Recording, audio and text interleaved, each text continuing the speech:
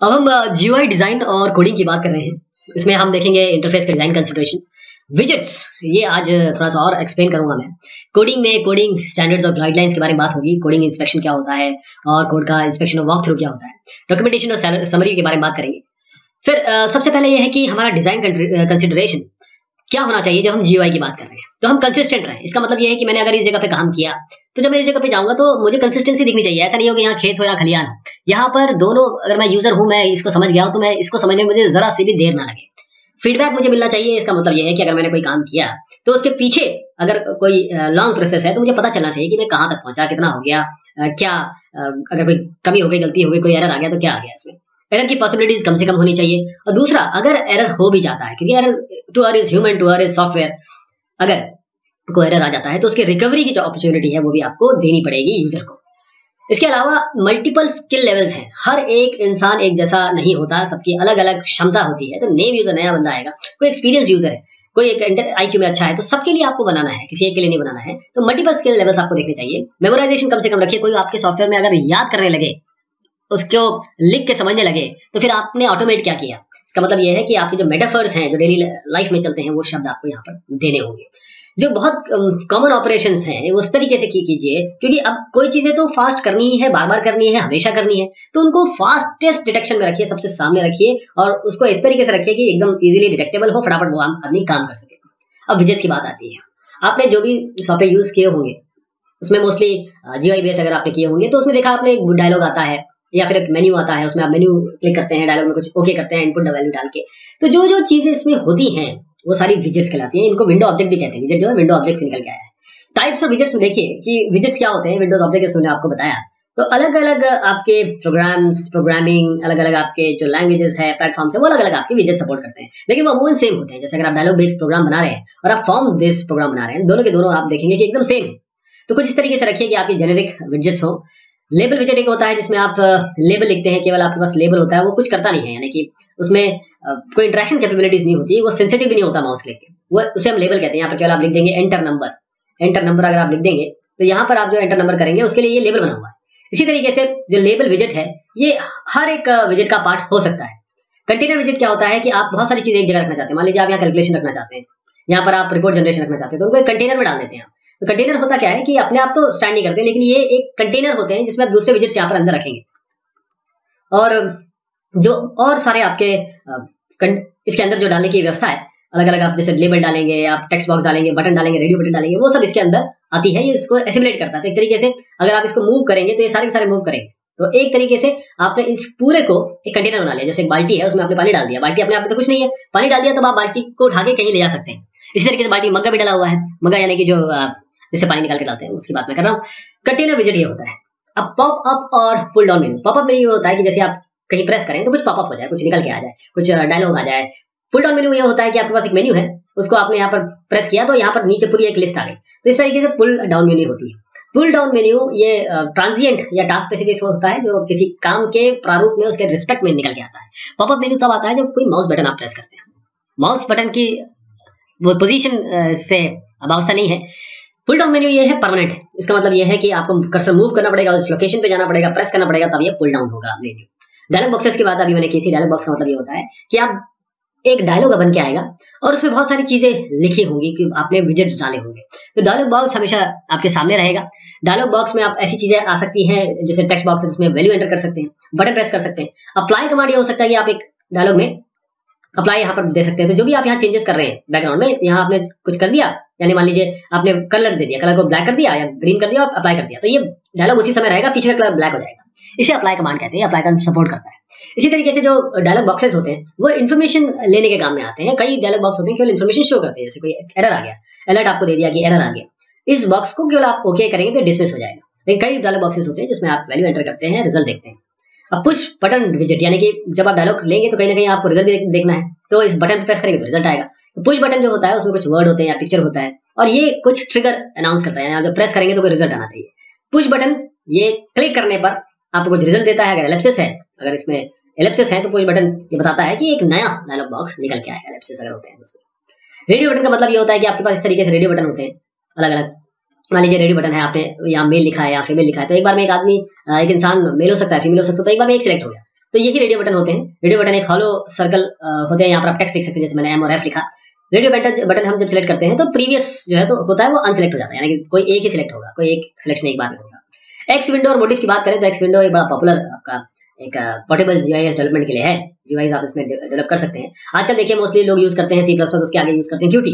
तो क्यूटी क्या है? क्यूटी आपको एक फैसिलिटी प्रोवाइड कर रहा है ताकि आप एक अच्छा जीयूआई डिजाइन कर सके। अभी विजुअल सी प्लस प्लस और विजुअल बेसिक भी यही काम करते हैं, जिसको हम अभी डिस्कस करने वाले हैं। यूजर इंटरफेस ये डिवाइस इंडिपेंडेंट है, यूजर इंटरफेस में नेटवर्क इंडिपेंडेंट है। एक्स विंडोज की बात कर रहा हूँ, और ये टर्मिनल आपको किसी जगह नेटवर्क पे आपको ये दिखा सकता है, यानी कि आप नेटवर्क फैसिलिटी है इसमें। नेटवर्क इंडिपेंडेंट जीयूआई की अगर बात करें आप, तो आप कहीं भी किसी भी जगह पे इस एक्स विंडोज को यूज करके अपने काम कर सकते हैं, जीयूआई बना सकते हैं। और एक्स विंडो ये client server based computation based है, एमआईटी ने बनाया था इसको, और इसका सपोर्ट किया था डीईसी ने, डिजिटल इक्विपमेंट कॉर्पोरेशन ने। एक्स विंडोज में काफी लो लेवल फंक्शन है, सी में लिखे हुए हैं, और उससे हम एप्लीकेशन प्रोग्राम्स बोलते हैं। ये जो इंटरफेस है, जो इंटरफेस जो आपको सामने दिखाई देंगे, वो very few interface developers write programs. तो इसलिए हम एक्स विंडोज के डायरेक्टली लाइब्रेरी रूटीन्स यूज करते हैं, जिसमें हाई लेवल पे आपके एक्स टूल किट है, ये एक्स विंडो के ऊपर ही बनी है। मोटिव की अगर बात करें तो एक्स टूल किट है आपके पास, ये इसमें बेसिक विजेट आपको मिलते हैं, और इसमें रूटीन भी है जिससे आप अलग अलग विजेट्स को एक साथ जोड़ सकते हैं इंटरफेस में। जो इसके सबसे ज्यादा यूज होने वाले हैं वो ओएसएफ मोटिव है। अब मैंने जैसे कहा था Visual Basic, Visual C plus plus, आप में बहुत सारे लोग होंगे जो ये विजुअल बेसिक और विजुअल सी प्लस प्लस को यूज करते हैं। तो ये विजुअल लैंग्वेजेस हैं जिसमें आप यूजर इंटरफेस आपके सामने होता है, वो एक प्रोग्रामिंग का इंपॉर्टेंट कंपोनेंट हो जाता है। तो विजुअल बेसिक और विजुअल सी प्लस प्लस ये आपको एक पद्धति, एक तरीका प्रोवाइड करते हैं जिससे आप विंडोज बेस्ड यूजर इंटरफेस बना सकते हैं। ये देखिए 3.1 से शुरू हुआ, आज हम विंडोज 10 तक आ गए। विजुअल बेसिक क्या, विजुअल सी प्लस प्लस, जिसमें वीबी और वीसी कहता हूँ, इसमें आपको menu bar, icon, dialog box, जो मैंने आपको विजेट बताया वो सारे इसमें होते हैं। आप प्रोग्राम में डालिए, फिर वो रिसोर्सेज में चले जाएंगे, आरसी फाइल बनती है। अगर वीसी में जो लोग काम करते होंगे तो ये आरसी फाइल बनती है। रिसोर्सेज को आप एक तरीके से एक जगह से उठा के दूसरी जगह भी डाल सकते हैं, दूसरा प्रोग्राम शुरू कर सकते हैं, जहाँ पे यही रिसोर्स आप यूज कर सकते हैं। आप shape, location, type, size, dialog boxes का बना सकते हैं बगैर आप प्रोग्राम शुरू किए। C plus plus basic, C plus plus basic का, जो बेसिक का आप पूरा एक जीयूआई डिजाइन कर सकते हैं। अब हम बात करते हैं कोडिंग फेज की। कोडिंग फेज, जब डिजाइन फेज खत्म हो जाता है तो कोडिंग फेज शुरू करते हैं। कोडिंग फेज में हर एक मॉड्यूल को डिजाइन डॉक्यूमेंट के तहत कोड किया जाता है, फिर उसे यूनिट टेस्ट किया जाता है। यूनिट टेस्ट, या जिसे हम मॉड्यूल टेस्टिंग भी कहते हैं, ये अलग अलग मॉड्यूल्स को टेस्ट करता है आइसोलेशन में। जैसे मैं, अगर ये स्ट्रक्चर डिजाइन आपको याद होगा, इस तरीके से मैं बनाया था, तो ये अलग अलग मॉड्यूल आपको दिख रहे हैं, 1 2 3 4 5 6। अब इसको आपको चेक करना है तो बहुत सारे बिगिनर आपसे पूछेंगे, या सवाल उनके दिमाग में उठता है कि ये सब अलग अलग लेवल पे प्रोग्रामिंग या हम कर रहे हैं, क्या टेस्टिंग जरूरी है? एक साथ सबको मिला और टेस्ट कर दो, ये सवाल उनका आता है।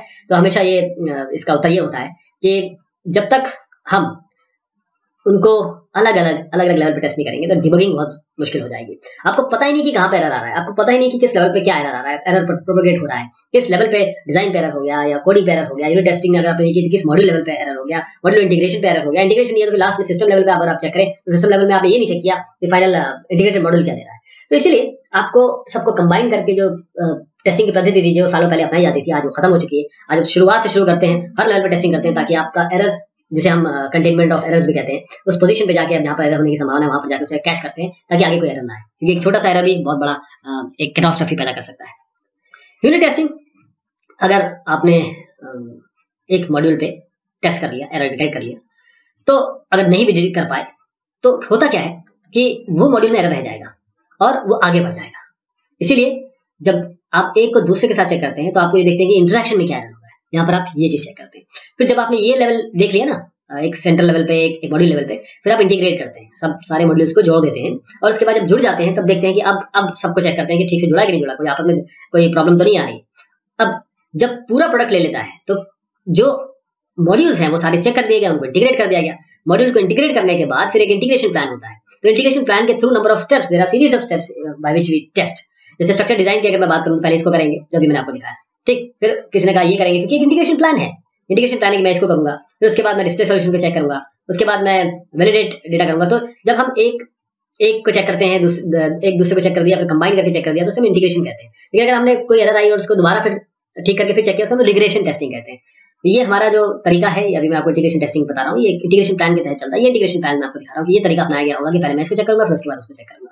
इंटीग्रेशन टेस्टिंग में हर एक इंटीग्रेशन स्टेप पे जो मॉड्यूल्स हैं वो हम एक एक करके जोड़ते हैं, फिर सिस्टम को टेस्ट करते हैं। एक साथ नहीं जोड़ के टेस्ट करते, वो तो सिस्टम लेवल टेस्टिंग हो जाएगी। तो जब एक बार सबको जोड़ लिया और टेस्ट कर लिया, तो हम अब बोलते हैं हाँ, अब हम सिस्टम टेस्टिंग के लिए तैयार हैं। तो सिस्टम टेस्टिंग क्या होती है? सिस्टम टेस्टिंग में जो पूरा इंटीग्रेटेड सिस्टम हो गया आपका, उसको एसआरएस के बेस पे चेक करते हैं, सॉफ्ट रिक्वायरमेंट स्पेसिफिकेशन के तहत चेक करते हैं एसआरएस के थ्रू।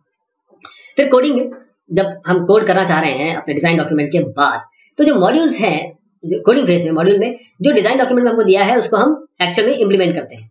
और हर डिजाइन फेज के बाद आपको पता है कि हम स्ट्रक्चर चार्ट बनाते हैं, यानी कि ऐसी चीज बनाते हैं जिसको हम डायरेक्ट कोड कर सकें। मॉड्यूल, हर एक मॉड्यूल का स्पेसिफिकेशन अगर देखा जाए तो डेटा स्ट्रक्चर क्या है, एल्गोरिथम क्या है, डेटा कौन सा यूज होना है, ये डेटा टाइप लेवल तक आप पहुंच जाते हैं। तो कोडिंग फेज का हमारा ऑब्जेक्टिव ये होता है कि हमको जो डिजाइन है उसको कोड में चेंज करना है और यूनिट टेस्ट करना है हर एक कोड को। यूनिट टेस्ट मतलब मॉड्यूल वाइज टेस्टिंग करनी है। कोडिंग स्टैंडर्ड्स बहुत जरूरी है। हर एक ऑर्गेनाइजेशन कोशिश करता है कि भाई जो प्रोग्रामर्स हैं वो कोई कुछ ना कुछ एक प्रोग्रामिंग स्टैंडर्ड फॉलो करें, और उन्हें हम कोडिंग स्टैंडर्ड कहते हैं। जैसे आपने मिश्रा सी सुना होगा, मिश्रा सी प्लस प्लस, JSF, ऐसे बहुत सारे आपके पास अवेलेबल है। इसमें क्या होता है कि वो जो जिनके मैंने अभी नाम लिया बड़े स्ट्रिंजेंट हैं, वो हवाई जहाज में लगते हैं, वो ऐसी जगह लगते हैं जहाँ पर ह्यूमन लाइफ इन्वॉल्व होती है। लेकिन कई ऑर्गेनाइजेशन क्या करते हैं, अपने अपने खुद के कोडिंग स्टैंडर्ड बनाते हैं यहीं से लेके, और उसके बाद हम इंजीनियर्स को बोलते हैं कि भाई इसको फॉलो करिए, रिगरसली फॉलो करिए। अगर आप एक स्टाइल फॉलो कर रहे हैं, सारे के सारे लोग एक स्टाइल फॉलो कर रहे हैं, सबका कोड एक जैसे दिखेगा, कोड की अंडरस्टैंडिंग बढ़ेगी और अच्छी गुड प्रोग्रामिंग प्रैक्टिस होगी, साफ सुथरा प्रोग्राम लिखा जाएगा विदाउट एनी बग्स।